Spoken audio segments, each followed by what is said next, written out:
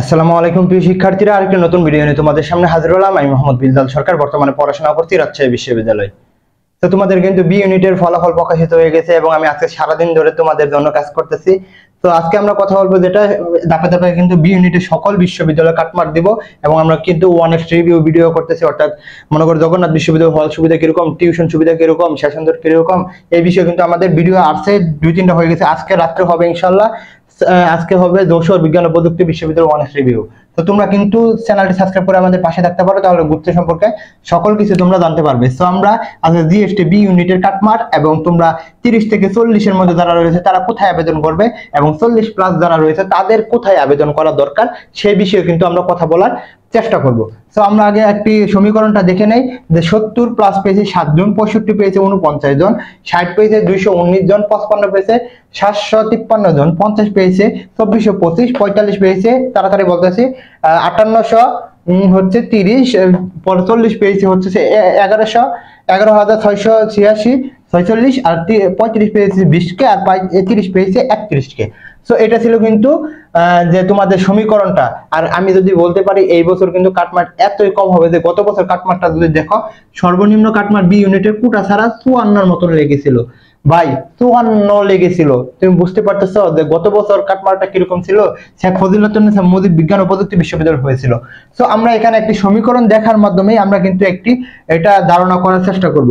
আমরা জানি যে ঢাকা সংক্ষিপ্তভাবে বলতেছি আর বলবো যে অবশ্যই চ্যানেলটি সাবস্ক্রাইব করে পাশে থাকবে, আর কমেন্ট বক্সে দেখবে ফেসবুক পেজের লিংক, সেখানে গিয়ে তোমরা আমাকে ফলো দিয়ে কিন্তু মেসেজ করতে পারবে।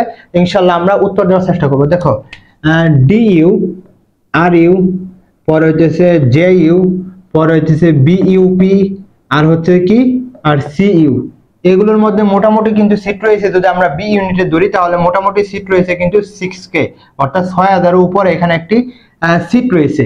আর আমরা জানি গুচ্ছের মধ্যে বি ইউনিটের সিট রয়েছে কিন্তু 5500 প্লাস। কত? 5500 প্লাস। তো আমরা যদি দেখি 6000 আর হচ্ছে 5500, তাহলে মোটামুটি সিট রয়েছে 12000 এ জড়ি, মোটামুটি 12000 এ জড়ি। অনেকজনে তো আর ভর্তি হবে না, অনেকজনে প্রাইভেটে পড়বে, এই আর কি। তো 12000 ধরি, যাদের সিরিয়াল 30 থেকে 40 এর মধ্যে আবার ভাগ করি, 30 থেকে 35 এর মধ্যে যারা রয়েছে তাদের কিন্তু খুবই টেকনিক্যালি কিন্তু এখানে আবেদন করতে হবে। কিভাবে আবেদন করতে হবে? টেকনিক্যালি বলতে হচ্ছে তারা করবে কি, নিউ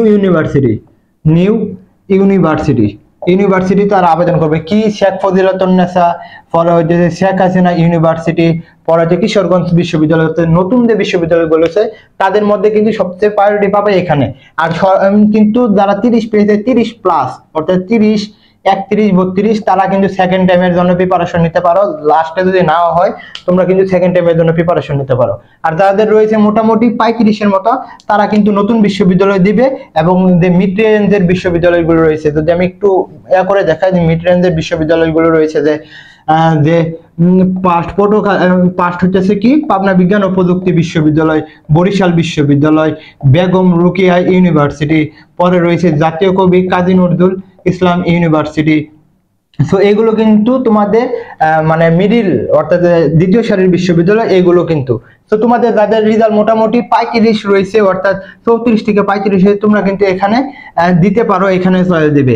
এবং যারা 35 থেকে 40 রয়েছে তারা কিন্তু এই মিডল ক্লাস বিশ্ববিদ্যালয়ের সাথে সাথে তারা কিন্তু কয়েকটা বিশ্ববিদ্যালয়, টপ বিশ্ববিদ্যালয় দিতে পারো, যেমন ইসলামী ইউনিভার্সিটি, এবং তোমরা দিতে পারো যে জগন্নাথ বিশ্ববিদ্যালয়। যাদের 40 রয়েছে তারাই কিন্তু দিবে, আর যাদের মোটামুটি 40 এর কাছাকাছি রয়েছে তারা কিন্তু খুলনা ইউনিভার্সিটিও দিতে পারো।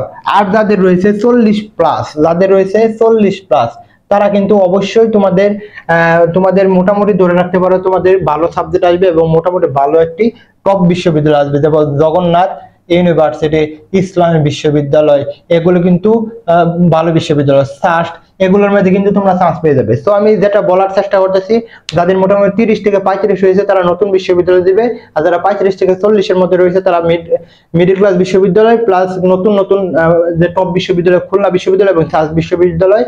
যাদের 40 রয়েছে তারা জগন্নাথ বিশ্ববিদ্যালয় করবে। আর 40 এর উপর যারা রয়েছে তোমরা মোটামুটি যে রকমই দাও মিডল ক্লাস বিশ্ববিদ্যালয়, অর্থাৎ দ্বিতীয় সারির এবং ফার্স্ট সারির বিশ্ববিদ্যালয় দিবে, তোমাদের কিন্তু চান্স হয়ে যাবে ইনশাআল্লাহ। তাই বলবো অবশ্যই চ্যানেলটি সাবস্ক্রাইব করো। আর আমরা কিন্তু বি ইউনিটের সকল বিশ্ববিদ্যালয়ে আপডেট দিব, সকল বিশ্ববিদ্যালয় কাটমার্ক দিব, এই জন্য কিন্তু আমাদের সাথে থাকতে হবে। তো তোমাদের জন্য শুভকামনা। আসসালামু আলাইকুম।